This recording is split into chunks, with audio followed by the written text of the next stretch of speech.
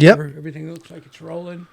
Hello and welcome to another episode of Streaming Without a Paddle, your weekly What Streaming Review show. I'm Andrew. And I am Ted. It's 84 degrees here in the great town of Nashville. Partly cloudy, you got a 30% chance of rain. Just dumped, actually, on my way in here. Spotted. It dumped rain for about 25 minutes. I'm feeling nostalgic. My old days in college on the radio. We both had radio shows. That's right. We've talked about it before. Yeah. That's fun. I'm feeling that way right now. They were a lot of fun, to be honest. I would like to do a podcast where you just brought in an album of a band, then you just talked about every song from that like some album that really spoke to you. Actually, an associate, I can't call him a friend, an associate of mine does have a podcast. And while we're chatting here, he and his daughter do it, and I'm going to look it up really quick here because I'll be quicker than Rocky would. I'm pretty sure. Yeah, there we go. And then we'll put in this. Okay. And Sonic Impact is the name of his show, and it is what they do is he's a big time TV guy. Okay. And so he's got access, right? And so he's able to bring people on the show that were in the music business. And of course, he has relationships being a big time network guy with agents. Okay. And so he could call up and, hey, if you got a client, that's in the music business and, or send me your roster of your clients that are in the music business so we can talk. But they come on the show and they talk about a song, an album, or whatever it was, their career. Mm-hmm. It's called Sonic Impact, and it's hosted by Elliot and Olivia Goldberg. So, okay, cool. Shout out to Elliot. I'll look it up. Yeah, you should. I've listened. It's a good podcast especially if you're into music. I am. So there we go. All right. We're not into music big time like Elliot, but we are into movies. That's a good segue. True. That was just natural. You're good. You are good. It's the radio days are coming back. This week, Ted and I took on In the Hand of Dante. Starring... No? Roommates. No. Yeah, I texted you. Roommates. No, are you kidding me? If you took on In the Hands of Dante, we texted back and forth about We this. We did. Either works for me. Right. Sounds good. See you tomorrow for, let's see. Confused. What are we watching? Roommates. Confused with roommates.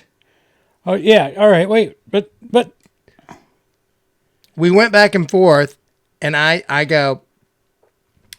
said, Dante looks like it couldn't be more boring. Right, but Roommates was a pay-per-view. No, Roommates was not. It's Netflix. Okay, Ted. We've had a hiccup here. We're going to have to talk about something else.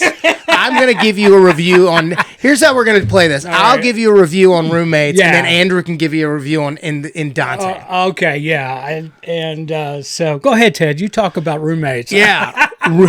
Roommates is starring Chloe East. You're not going to watch it, so you're welcome to ask me any questions. I will watch it. It's starring Chloe East, Sadie Sandler, Bailey Madison, Natasha Lyonne, which is weird that she's playing mom. She's my age, but it's not weird. Aidan Langford, Storm Reed, Billy Burke, Sarah Sherman, Nick Kroll, Bella Murphy, and the great Carol Kane, with an appearance by Steve Buscemi and Martin Herlihy, Janine Garofalo, and nobody forgets Megan Thee Stallion. Oh my God, I started this. Yeah, and so this movie is basically about a girl who doesn't have a best friend in high school, and she goes to freshman orientation, and she meets this free-spirited girl who doesn't, come from money and lives whatever way she wants to live. And this is a ride or die kind of gal, right? Right. And then I did see this. The whole thing? The whole thing. She comes back for Thanksgiving, right? Yeah. Okay, I did. I saw this. Okay. And I don't remember a lot about it. There you go. And so Sadie Sandler and this girl decide they're going to be roommates. Sadie Sandler's so excited. They get there, and the girl and her are like besties. And the only problem is the girl's kind of wretched. In the sense of like she stays up till like 4 a.m. and all this other stuff, and Sadie Sandler's trying to like study and do stuff, but she gives her like a social life, and they end up putting a lot of stuff on Sadie Sandler's credit card because she's trying to like fit in, and she charges a trip to Panama City, Florida for spring break, which I can't believe is still a place that place is trash. Why do people want to go there? Did Adam write this? He produced it because he was in it. He was in it for 2 seconds. I'm just wondering because that's old school PCB. I mean, for us locals, that's called PCB, baby. Yeah. Chandler Levack. Yeah, and then the writers are Jimmy Fowley and Sierra O'Sullivan. Okay, now it's Chloe East who plays the roommate, right? Yeah, the ride or die. Yeah, which she's great. Which is a line from the movie. I'm not just saying that. She goes, I'm looking for a ride or die. Yes. Yeah.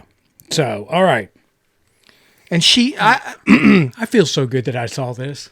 Let's talk. This is so funny we just did that. You can do a mini review on the other one. What was the other one that we had lined up? You said that one was pay-per-view, dude. That one of these movies, the reason we switched it is you said it's pay-per-view, and I pulled up Netflix. I'm just thinking oh no, it was last week. Driver's Ed. Mm-hmm. That was pay-per-view. Yeah. So we ended up going, oh, yeah, see, here it is. Okay, my bad. Driver Ed seems to be a PPV. Mm-hmm. So Hands of Dante, that's you. Yeah. And then I said, I guess, what about roommates? I'm pulling up Netflix now. Okay, you're right. It's okay. Yeah, right? It was not a memorable movie for you. This is good. This movie is... I'm proud of myself. I'm proud of your memory, too. That's because I watched this. It's coming on. I got it. This movie, to me, is like... I enjoyed it. Because you know what it didn't have? And I like an Adam Sandler movie. I don't care how much judgment is thrown at me. They're fun for the most part. Right. This one didn't have, like...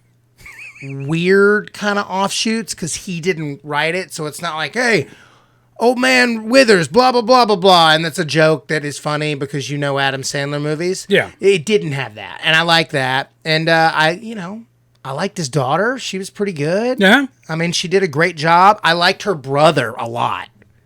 The brother was great. Yes, he was. He was really good. He was the stability. But he is her actual best friend. And, and I loved that he was the part where he came out, like he was going to come out, and that other girl jumped and stole the thunder, and that was a great scene, great part.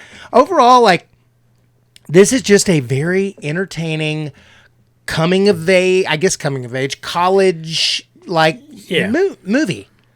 And I liked it. I thought it was good. I mean, it's nothing to write home about, but I enjoyed it. Not at all. No, but I enjoyed it.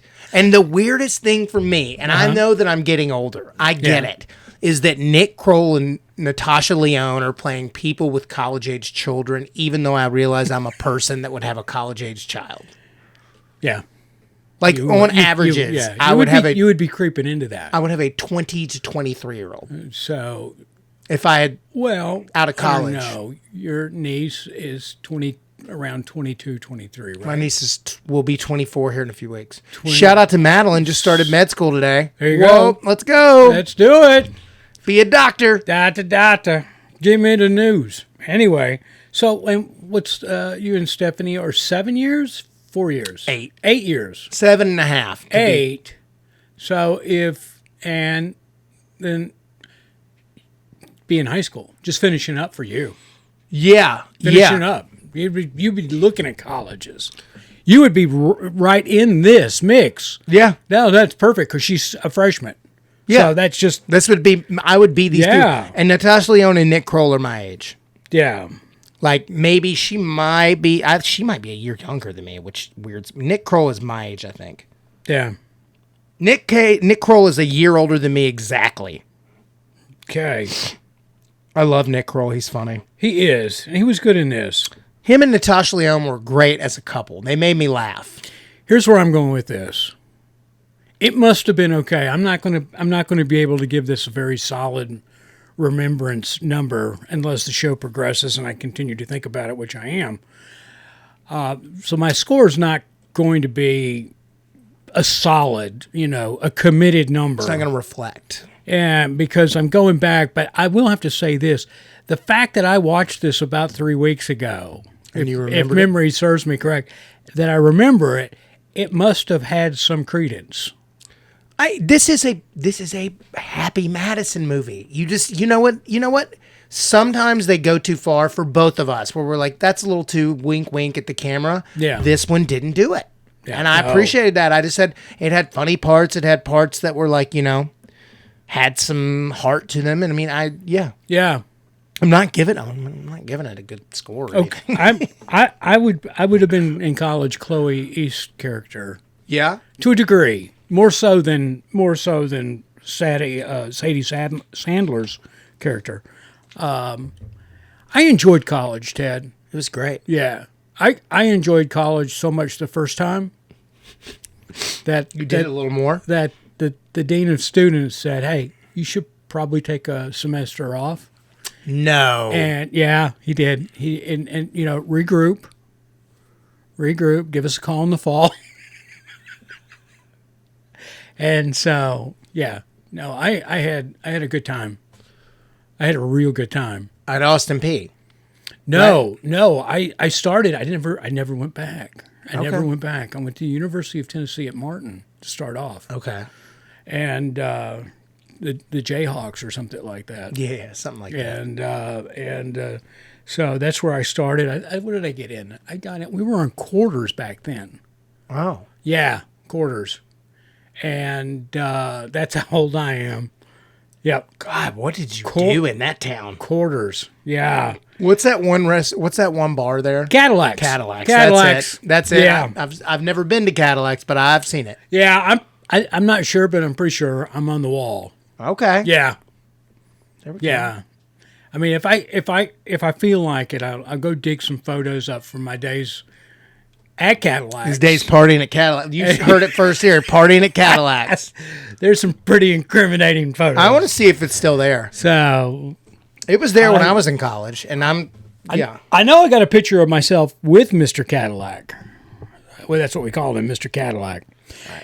Anyway, no, I did. I mean, it was new for me. Vacation Andrew came out. He never went in. Vacation Andrew. Vacation. And that's a reference to our listeners to people you meet on vacation, where there was vacation. Still open. There you go. It ain't closing. There's nothing to do in that town. I went to college about 45 minutes from there. Union. No, I went to Lambeth. Lambeth. Okay. So I went to Lambeth. Then I went for 2 years, quit playing football, transferred to UT. They go, nothing transferred. Everything you have is an elective. I had 71 elective hours, and I go, well, I guess I'll take those general ed classes now and go back to Lambeth, which is what I did. And I partied my face off, went back to Lambeth, and graduated in 4.5 years. Yeah, no, what I took some time off, and as requested, and it worked out great for me. I mean, I couldn't go back because you couldn't control it. No, well, I met a girl. Okay. And I'm not going to say names, but I'll tell you how much this is really funny. Okay, I might get in trouble, but because I'm saying no names, if you're listening, the person I'm talking to, don't raise your hand because nobody will ever know it's you. So anyway, my last 2 quarters there, I dated this young lady. Okay. She was from a very Southern Baptist family. Oh, that's rough. Okay, and I just explained the life that I was living. I mean, I can literally say I slept at Cadillacs. Okay, really, it was just better for the whole situation. Yeah. So anyway, we broke up. So I really didn't have any real reason. But I thought we were in love. I really do. And she broke my heart.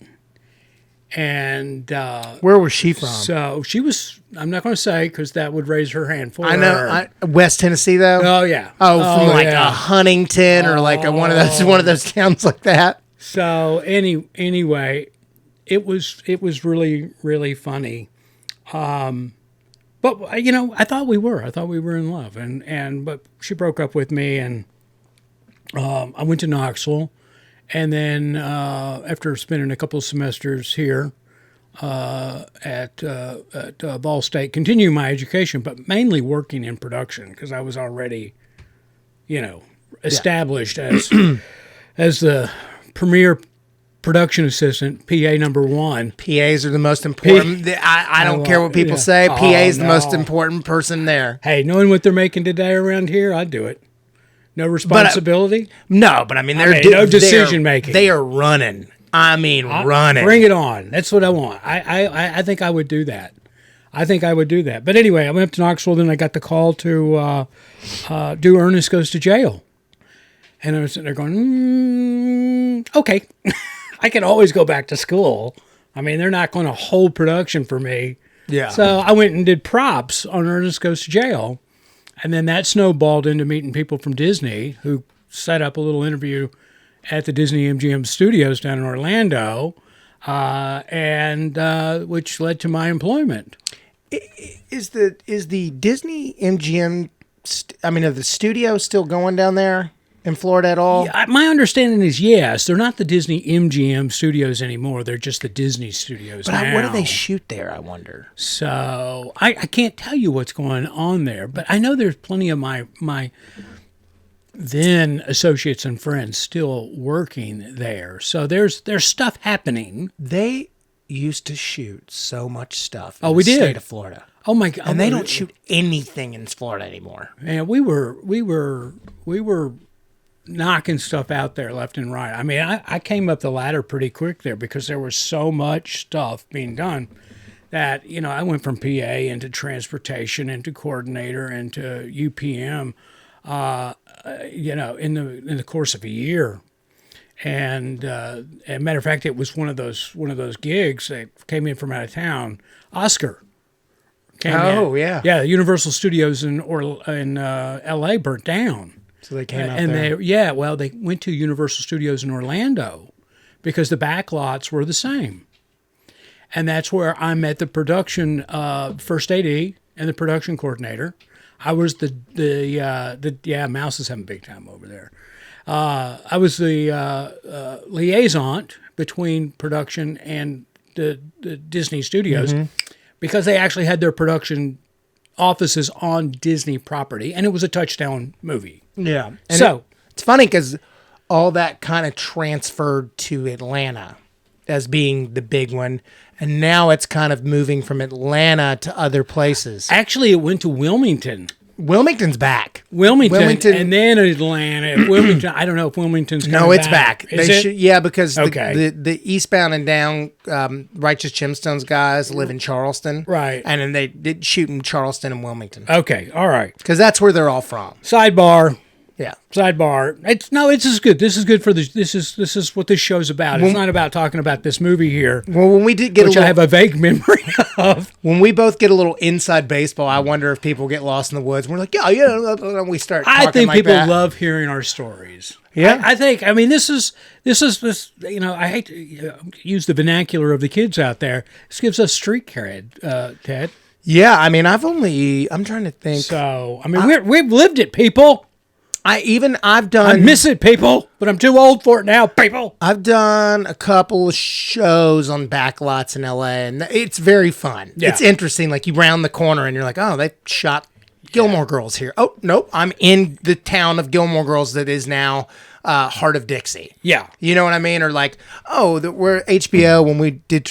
We shot on location for all the True Blood stuff I did. But like, it is pretty cool to go to like a hospital that they've turned into. Oh yeah. Grey's Anatomy was straight up a hospital. They built a hospital. That's what I like doing locations. That was I really enjoyed doing locations. And real quick, and we'll get back into this. I do have a funny story. We were doing the Kitty Dodd story, and it's a TV miniseries that you shot a scene at my mother's house. That's right, and we also shot at the women's prison here in Nashville. Ooh, right, and they had it was the old women's prison, right? So we went in there and we revitalized it, we dressed it, and all that.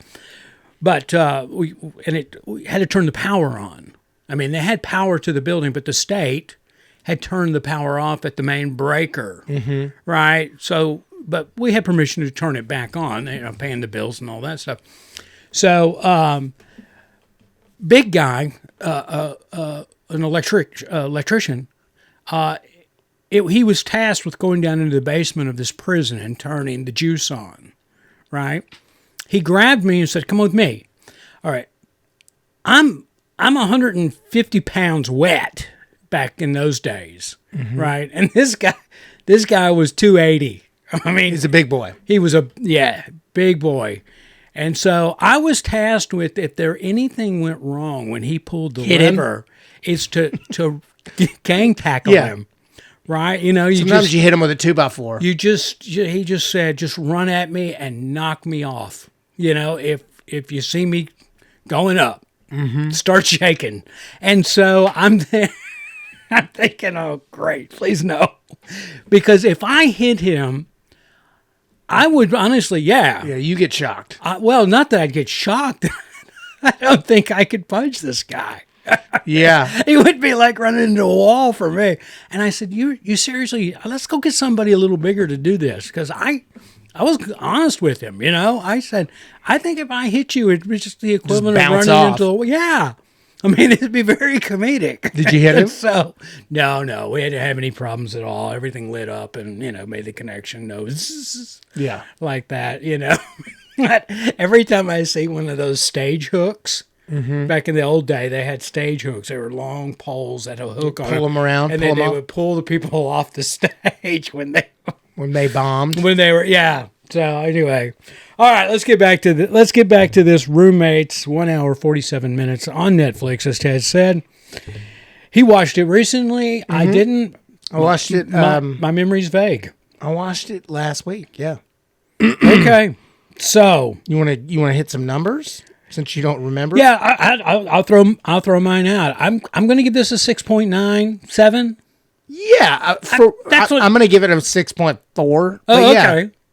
Yeah, I'm never going to watch it again. Obviously, if it were on, I would in the background I would watch. Yeah, I'm not going to outwardly seek it. No, not me. All right, Ted, you got lucky. Because I watched The Hand of Dante. It looked like the most boring movie that's ever been made. 2 hours and 33 minutes, I believe, was the official time on that. Yes, 2 hours and 33 minutes. Was it a foreign film? No. And I'll go into it. It stars Oscar Isaac, which we just watched him in Frankenstein not long ago. Gal Gadot. Ooh.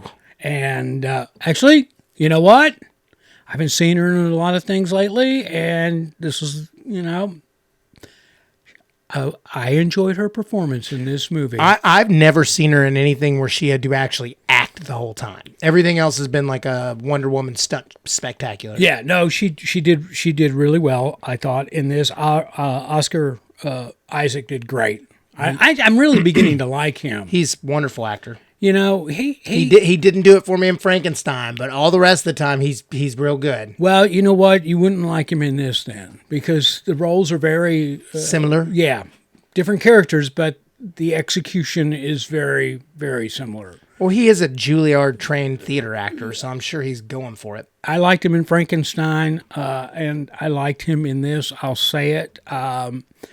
and Gerard Butler's in this thing. Oh. He plays the right hand heavy mob boss, played by John Malkovich, and which I love John Malkovich, and Gerard Butler did a fantastic job in this movie.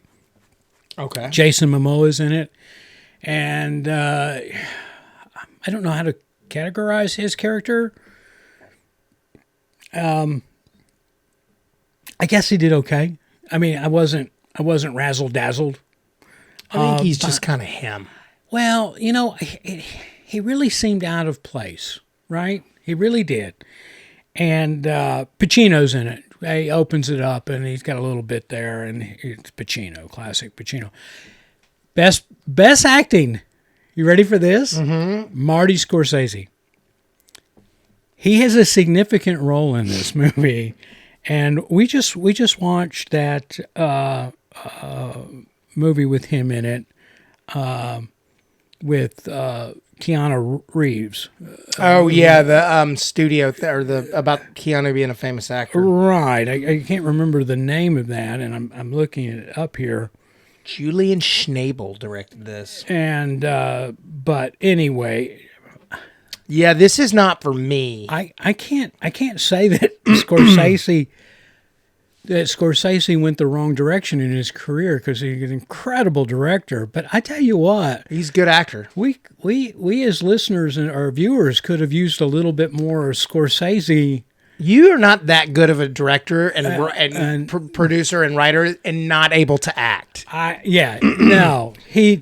Anyway, I'm sorry, Martin, you're awesome. This dude has done so many movies that I've tried to like and didn't.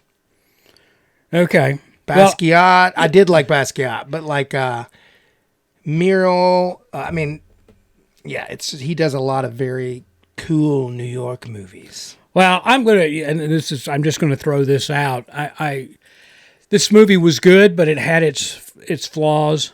I enjoyed it, but it's 2 hours and 33 minutes in length, which really makes it an hour longer than it should have been in my book. Mm-hmm. And but it was neat, because it was a mashup of James Bond type of movie and a mob movie.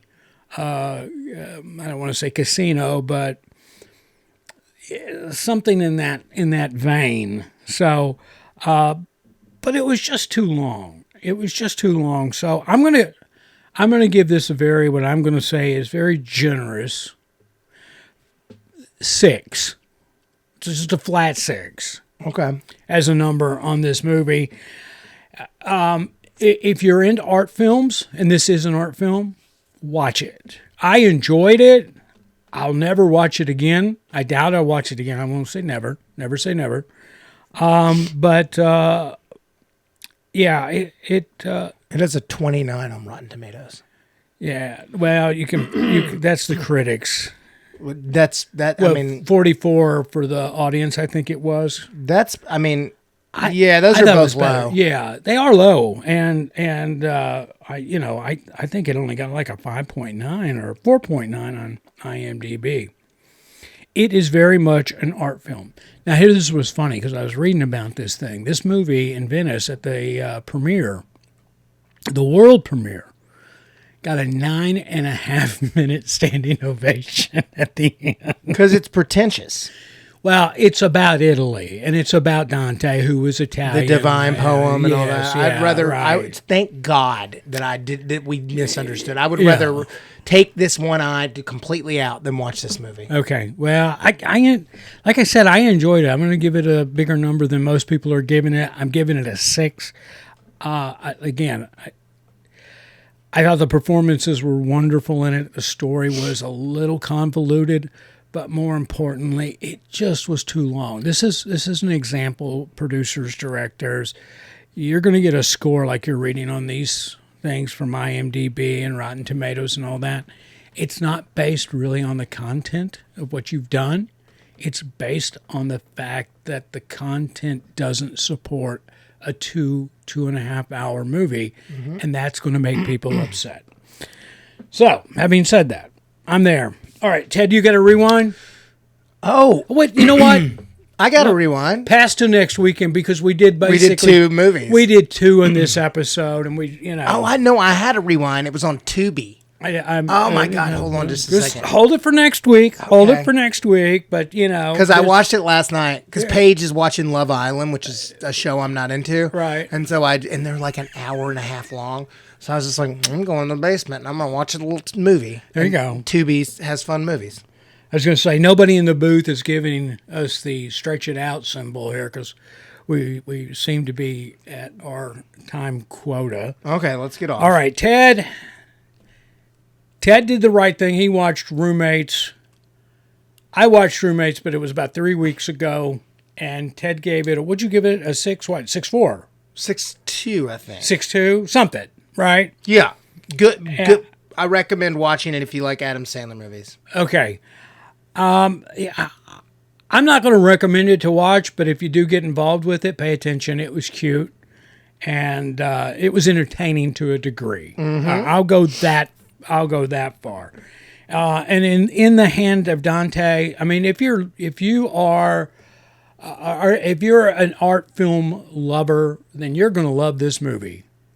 I mean, I like artsy fartsy films, and this is one of them. If you like performances that are good, I'm there. It's there. It provides you with all those things. It's just too long. Yep. So there we go. All right. Anything else?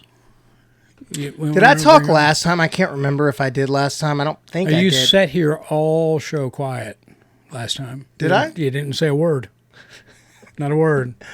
Did I watched that Gosling movie? Hail Mary. Yeah. Did I talk about that?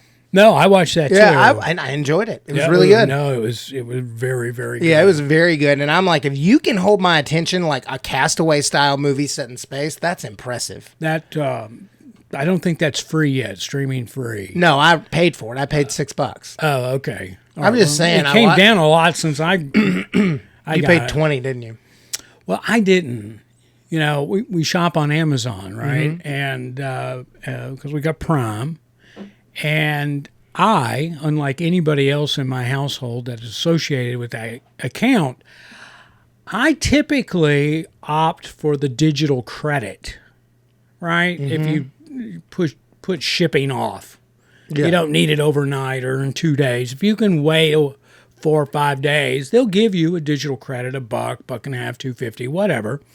Depends on the item, the cost of the item, I think, the weight, something like that. But anyway, so I had accrued enough digital credits, and a family member decided that, hey, it's going to be family movie night.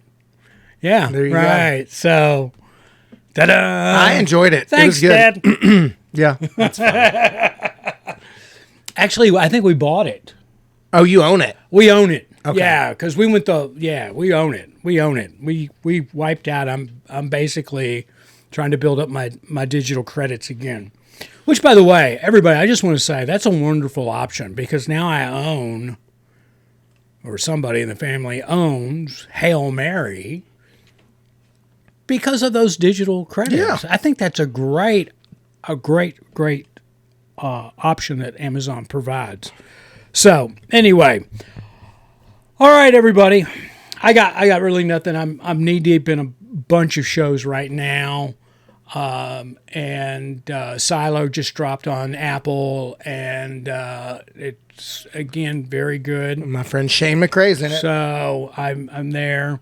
You know the guy that has the cool haircut and it's all faded back. Yeah, we did The Help together. He's a great dude. Shane McRae.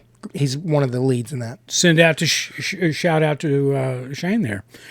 So anyway, other than that, I'm Andrew. And I'm Ted.